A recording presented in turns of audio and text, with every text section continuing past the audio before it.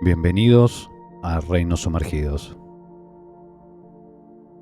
En la historia intelectual de Occidente hay figuras que no pertenecen del todo al mundo que las produjo ni al mundo que las heredó. John Dee es una de ellas. A finales del siglo XVI, cuando Inglaterra todavía no había fundado un imperio y la ciencia moderna no había separado su territorio del pensamiento mágico, Dee encarnó una forma de conocimiento que hoy parece imposible. Un saber donde la matemática se apoyaba en la teología, la astronomía se alimentaba de la angeología y el cálculo de las mareas convivía con la invocación ritual. Hombre de estado y visionario, consejero de la corona y devoto de la alquimia, director intelectual de la expansión inglesa y estudioso de la cábala. Su vida se despliega en una zona que la modernidad trató luego de clausurar, el lugar donde ciencia y magia todavía eran ramas de un mismo tronco. Ese desajuste cronológico es parte de su enigma. Desde la perspectiva contemporánea, acostumbrada a dividir el saber en compartimientos, parece contradictorio que quien enseñaba geometría en Cambridge fuera también quien buscaba conversar con inteligencias no humanas mediante tablas simbólicas y espejos negros. Pero para su época no había contradicción. Las matemáticas no eran todavía una ciencia fría, sino una vía de acceso al orden inteligible del cosmos. La alquimia no era superstición, sino el estudio de la transformación de las formas. La astrología no era un residuo arcaico, sino el registro de las correspondencias entre cielo y tierra. Y la teurgia no era una locura mística, sino una técnica para alinear la voluntad humana con los niveles superiores del ser. En ese mundo, Dee no era un excéntrico, era un hombre completo. Lo que hoy llamamos pensamiento renacentista no era una mezcla confusa de saberes, sino una arquitectura intelectual que no había sufrido la amputación cartesiana entre materia y espíritu.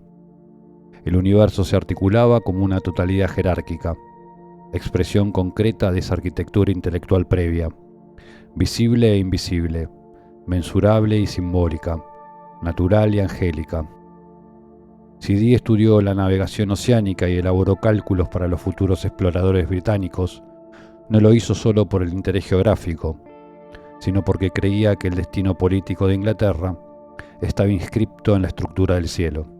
Su célebre defensa de la expansión por vía marítima no fue únicamente un proyecto técnico, fue una lectura providencial de la historia. El imperio no sería un acto de fuerza, sino una respuesta a un llamado. Esa convicción, incomprensible para un historiador positivista, era totalmente coherente dentro de la visión renacentista. El poder exterior debía corresponderse con una legitimidad cósmica. Pero antes de ser el arquitecto simbólico de Inglaterra, Dee fue un estudioso incansable. Construyó una de las bibliotecas más vastas de Europa. Integró disciplinas que más tarde serían incompatibles. Asesoró a la corte en problemas estratégicos y científicos. Cartografió rutas oceánicas y enseñó que el conocimiento no es una acumulación de datos, sino una operación capaz de articular número, forma y jerarquía en una imagen coherente del cosmos. Lo que lo convirtió en una figura central fue su ambición intelectual: comprender toda la realidad y no solo una parte. Su metodología incluía la observación empírica, pero no se detenía allí. El saber era válido en la medida en que integraba la estructura invisible del cosmos, no cuando se limita a describir fenómenos. Ese impulso totalizante explica su posterior deriva hacia la comunicación con inteligencias angélicas. Si el universo es una unidad escalonada de niveles, la ciencia humana no termina con los cuerpos y los números. Continúa en las esferas intermedias, donde operan fuerzas conscientes que la filosofía cristiana llamaba ángeles. Desde esta perspectiva, no era irracional intentar establecer un lenguaje que permitiera traducir el nivel humano al nivel celeste. Era la prolongación lógica de una cosmología unificada. Quien no acepte esa cosmología verá en Dee a un místico desequilibrado. Quien la comprenda verá a un investigador que llevó el ideal renacentista al límite. El mundo moderno lo recuerda sobre todo por ese límite. Para la historiografía científica, Dee es una anomalía. Para la tradición esotérica, un precursor. Pero ninguna de esas lecturas capta por completo el sentido de su obra, porque ambas proyectan sobre él categorías que no existían en su tiempo. Si se lo mira como científico, queda fuera su metafísica. Si se lo mira como ocultista, se pierde su rigor matemático. Su figura hace parte porque el mundo que vino después se partió. Lo que la modernidad separó, el conocimiento racional y el conocimiento simbólico, aún está unido en él. Solo cuando se entiende ese punto de vista, su biografía deja de ser escandalosa y se vuelve legible. Dee no fue dos hombres sino uno solo. No combinó prácticas incompatibles. Operó dentro de un sistema donde el número, la forma, la estrella, el símbolo y la revelación participaban de la misma inteligibilidad. En Dee esa arquitectura del saber tomaba forma concreta como una biblioteca donde disciplinas hoy separadas convivían sin conflicto. Lo que para nosotros sería un archivo incoherente, para él era el mapa del cosmos. Ese mapa se fracturó después. La ciencia se autonomizó, el Estado reemplazó la teología como fundamento de poder, la razón dejó de tolerar otros modos de luz. Dee vivió el inicio de esa fractura, pero no su triunfo. Cuando murió en la pobreza y el olvido, su biblioteca había sido saqueada y su obra espiritual ridiculizada. El mundo que se avecinaba ya no tenía espacio para figuras como la suya. Y sin embargo, su huella persistió bajo la superficie. En la tradición hermética, en la magia ceremonial de los siglos posteriores, y en la idea del que el conocimiento puede ser una vía de ascenso y no solo instrumento de control. En Dee, ciencia y magia aparecen como partes de un mismo orden. Antes de convertirse en una figura perseguida por su trato con ángeles y símbolos apocalípticos, John Dee fue uno de los intelectuales más respetados de Inglaterra. Nacido en 1527, hijo de un funcionario menor de la corte, no se formó como hechicero sino como matemático. Ingresó en el St. John's College de Cambridge a los 15 años y se destacó con tal rapidez que antes de cumplir 20 ya dictaba clases públicas sobre Euclides ante auditorios que asistían más por asombro que por obligación académica. La matemática en su tiempo no era una disciplina abstracta destinada a especialistas. Era una herramienta hermenéutica capaz de leer las estructuras inteligibles del mundo. Dee la entendía como una ciencia que unía lo visible y lo invisible, y esa convicción lo sostuvo toda la vida.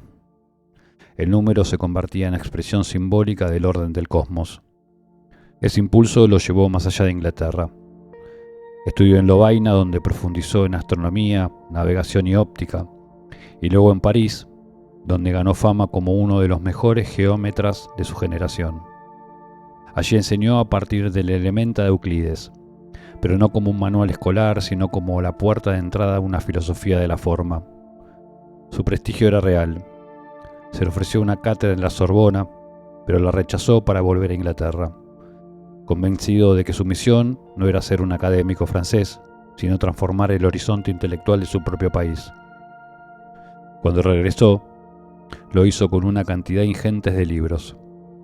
Su biblioteca, que llegaría a más de 4.000 volúmenes, no era un coleccionismo excéntrico, sino un proyecto. Contenía manuscritos matemáticos, tratados de astronomía, obras de alquimia, textos cabalísticos, mapas, crónicas de viajes, obras de escolástica, manuales de arquitectura y grimorios medievales. No existía contradicción entre Euclides y la Cábala, entre Ptolomeo y Tritemius. Todo formaba parte de una misma arquitectura del saber. Lo que los siglos posteriores llamarán ciencia y ocultismo todavía no eran enemigos, eran habitaciones distintas de la misma casa. Ese periodo de ascenso se interrumpió en 1555. cuando fue arrastrado por la corte de María Tudor bajo el cargo de conjura y nigromancia. Su crimen: haber elaborado el horóscopo de la reina y el de su hermana Isabel, en un momento en que la sucesión al trono estaba en llamas. Lo que hoy parecería una frivolidad cortesana, antes era un acto político. La astrología era una herramienta de poder, y quien calculaba el destino de un monarca se volvía sospechoso de querer intervenir en él. Dee pasó meses en prisión y fue interrogado por la Inquisición inglesa. No fue la última vez que la corona lo usaría y lo temería al mismo tiempo. La caída, sin embargo, fue provisional. Cuando María murió y su media hermana Isabel subió al trono, Dee no solo quedó libre, sino que fue convocado a la corte como consejero. Allí comenzó la fase decisiva de su influencia pública. No era aún el mago visionario que la literatura esotérica recordaría después, sino un ingeniero intelectual del estado naciente. Fue consultado sobre navegación, sobre la reforma del calendario, sobre la cartografía global, sobre defensa naval y sobre la posibilidad de abrir rutas hacia el Nuevo Mundo. Lo que más llamaba la atención de la reina no era su supuesta magia, sino su capacidad de unir cálculo astronómico, conocimiento geográfico y sentido político. Dee no veía los viajes como empresas comerciales, sino como actos inscriptos en un plan providencial. Sostenía que Inglaterra tenía un derecho espiritual y jurídico sobre territorios no reclamados y elaboró documentos para justificarlo, invocando genealogías míticas, historia bíblica, derecho romano y argumentación matemática. Ese entramado, mezcla de geopolítica, profecía y ciencia, fue el embrión intelectual de lo que después se llamaría Imperio Británico. Y sin embargo, aún en esa etapa de prestigio, ya se advierte el rasgo que lo empujaría hacia otro territorio. Dee no concebía el conocimiento como mera utilidad. Entendía que las leyes de la naturaleza, la inteligencia humana y las jerarquías invisibles formaban un único tejido. Esa convicción empezó a desplazar sus intereses. La matemática, pensaba, explica la forma del mundo, pero ¿cómo acceder al sentido del mundo? Si el universo no es solo mecanismo, sino inteligencia, ¿dónde reside esa inteligencia? ¿Y cómo puede el hombre entrar en diálogo con ella? En sus diarios ese desplazamiento aparece como un proceso sostenido y gradual. Pasa de estudiar números a estudiar nombres, de trazar mapas a buscar jerarquías angélicas, de escribir sobre navegación a preguntarse cómo orientar el alma. Pero ese giro no fue una renuncia a la ciencia, sino su radicalización. Si el mundo mostraba un orden, debía existir un principio que lo generara. Si había armonía numérica, debía haber una inteligencia que lo hiciera posible. El paso siguiente para él no era abandonar las ciencias, sino completarlas. Y así comenzó la fase de su vida, que más desconcierta la historiografía moderna: la búsqueda de un lenguaje para hablar con inteligencias no humanas. Antes de la angiología y el esoterismo, Dee ya era un sabio reconocido, un matemático brillante y un estratega político cuya autoridad provenía tanto de su erudición como de su visión del mundo. En él todavía podía imaginarse que el mismo operador capaz de calcular un eclipse intentara acceder a planos no visibles. Ese desplazamiento hacia la magia respondía al impulso de llevar el campo del saber hasta el punto donde pudiera abrirse a otros niveles. Después de años de trabajo académico y asesoría política, John Dee llegó a una conclusión que alteró el rumbo de su vida. La razón humana no bastaba para completar el conocimiento, no porque fuera insuficiente en su método, sino porque estaba limitada en su campo. La matemática y la astronomía le habían permitido describir el orden del mundo, pero no acceder a su fuente. Si existía un nivel inteligible superior, el nivel donde las leyes se originan, donde el movimiento de los astros toma forma, donde el destino de los reinos se decide, entonces habría que encontrar una vía para entrar en contacto con él. Había mostrado su frontera. Lo que venía después no era una renuncia a la razón, sino un intento de ampliarla. Ese intento tomó forma en 1582, cuando apareció en su vida Edward Kelly, un hombre más joven, instruido pero envuelto en rumores de falsificación y nigromancia. Lo que a Dee le faltaba, la capacidad de ver y oír entidades invisibles, Kelly aseguraba poseerlo. Dee no lo recibió como un medium vulgar, sino como un instrumento. Él aportaría el método, la estructura, la disciplina. Kelly aportaría la visión. Entre ambos se inauguró una de las colaboraciones más extrañas de la historia europea. La alianza entre un erudito obsesivo y un vidente inestable, un matemático de corte real y un hombre perseguido por la ley.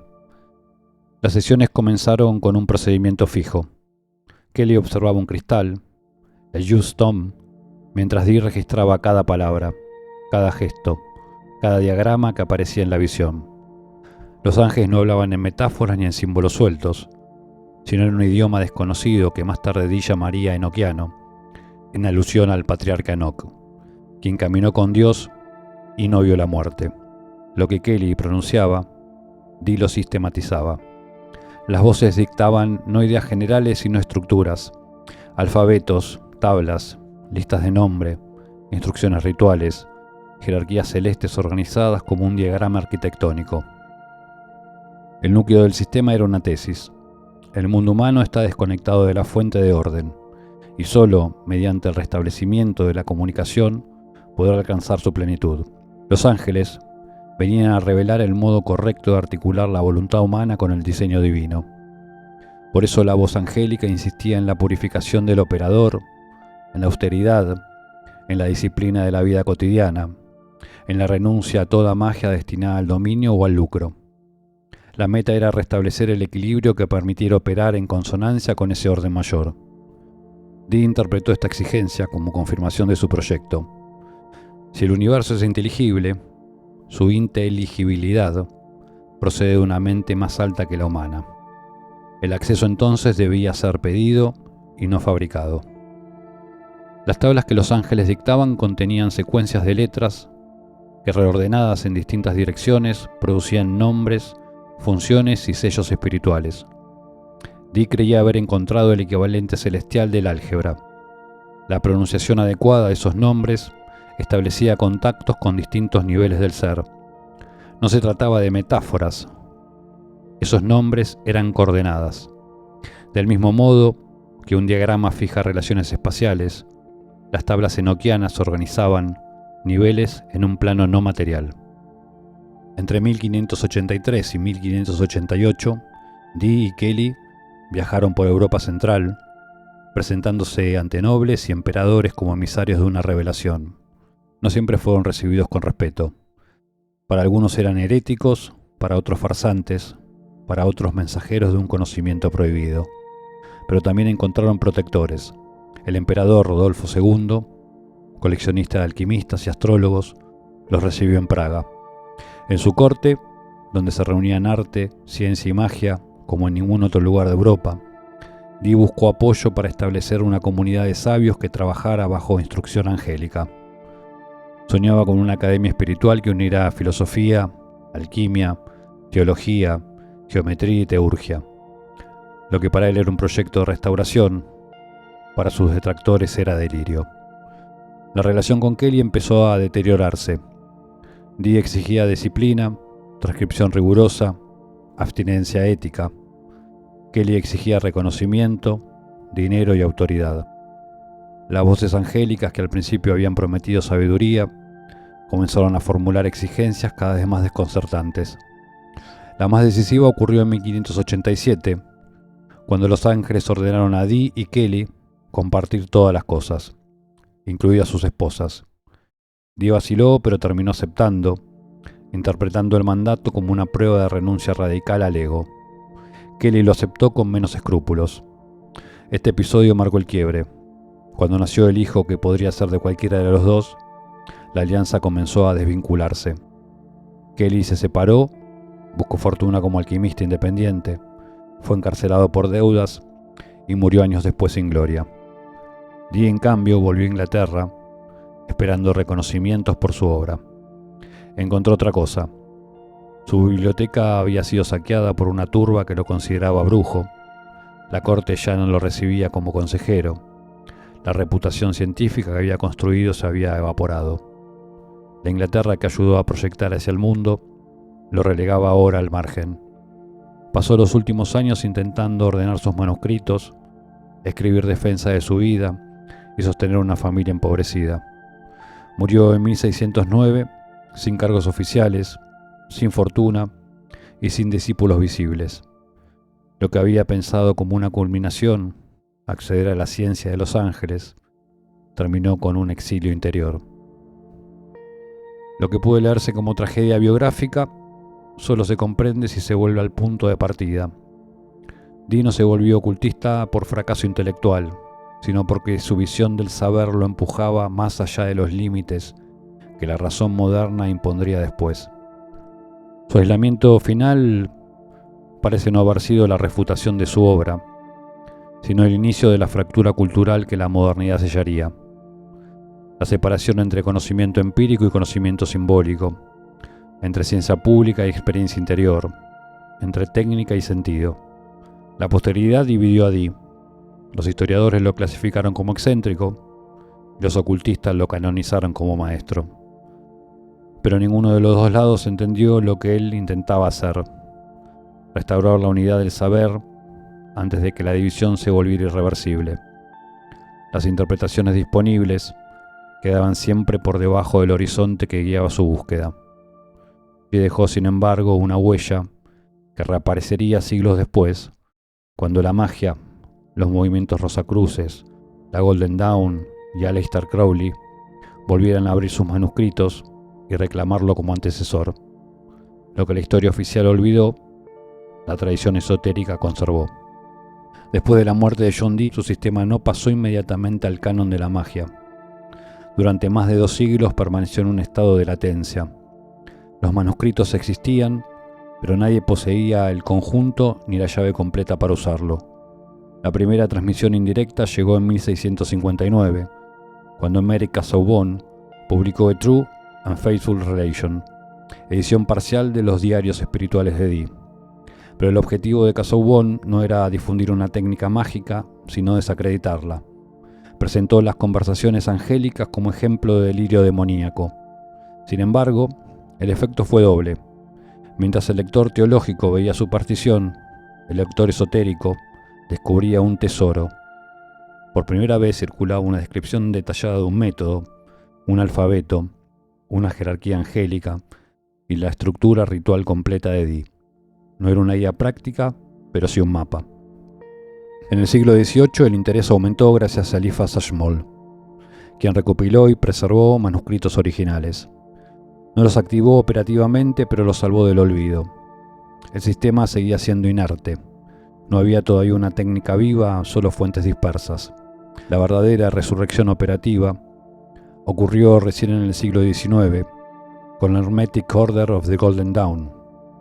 Samuel Liddell Mathers y William Wynne Westcott estudiaron los textos, los reorganizaron y sobre todo los reinterpretaron.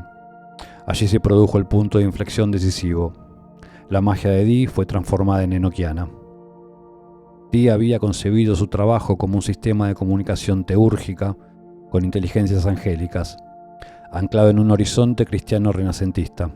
La Golden Dawn lo convirtió en un engranaje dentro de la magia ceremonial moderna. Lo integró al árbol de la vida, lo asoció a los 4 elementos, lo ritualizó con grados iniciáticos y lo convirtió en un instrumento orientado a la evocación mágica y desmarcado de toda función devocional. Desde este momento, 2 tradiciones coexistieron bajo el mismo nombre: la magia angélica de Dee y la magia enoquiana de la Golden Dawn. No son equivalentes. La primera es teúrgica y vertical, la segunda operativa y técnica. Tras la Golden Dawn, el sistema volvió a mutar. Crowley lo incorporó al Liber Chanot y lo reinterpretó bajo el marco de Telema. Israel Regardie lo sistematizó y lo volvió accesible a practicantes independientes. En la segunda mitad del siglo XX, órdenes como la Otto, la Aurum Solis, la Temple of Set y luego la magia del caos adoptaron fragmentos del sistema, a veces conservando la lengua, otros reemplazándola por vibraciones fonéticas o por modelos sigilizados. Hoy circula un enoquianismo, practicado por órdenes iniciáticas, por operadores solitarios y por comunidades digitales que utilizan versiones abreviadas del Grid Table o del Sigillum Dei Aemet. Conviven en la actualidad diferentes formas de práctica del legado de Dee. Algunos buscan mantenerse fieles a su horizonte teúrgico original, mientras otros lo reinterpretan en clave ceremonial moderna. En ambos casos, suelen conservarse los tres núcleos principales: una jerarquía que ordena los niveles, un lenguaje que articula su acceso y una arquitectura ritual que sostiene el procedimiento. Llegamos al final. Les dejo esta frase de Paracelso que capta el espíritu del episodio para que los acompañe hasta el próximo encuentro. Todo lo que actúa desde lo alto busca lo intermedio para manifestarse en lo bajo.